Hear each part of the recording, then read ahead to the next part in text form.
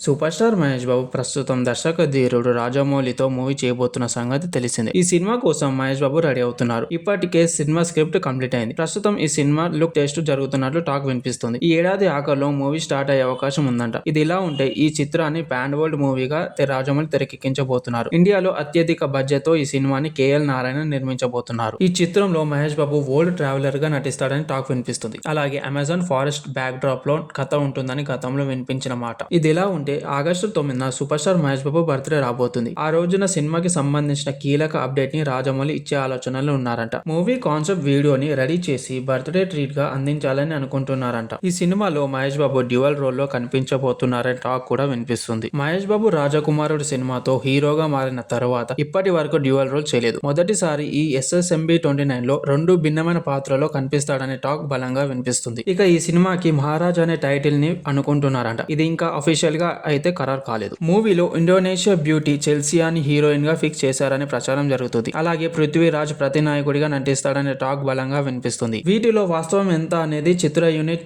నుంచి అఫీషియల్ ప్రకటన వచ్చే వరకు తెలియదు. అయితే మహేష్ బాబు బర్త్డే కి మాత్రం ట్రీట్ ఉండే అవకాశాలు ఉన్నాయని ఇండస్ట్రీ వర్గాలలో చెప్పుకుంటున్నారు. అదే జరిగితే సూపర్ స్టార్ అభిమానుల ఆనందానికి హద్దులు ఉండవని చెప్పవచ్చు. అలాగే ఈ సినిమాని ఫ్రాంచైజ్ గా ప్లాన్ చేయొచ్చు అనే టాక్ కూడా నడుస్తుంది. రెండు భాగాలుగా అయితే వచ్చే ఛాన్సెస్ ఉందనే ప్రచారం జరుగుతుంది.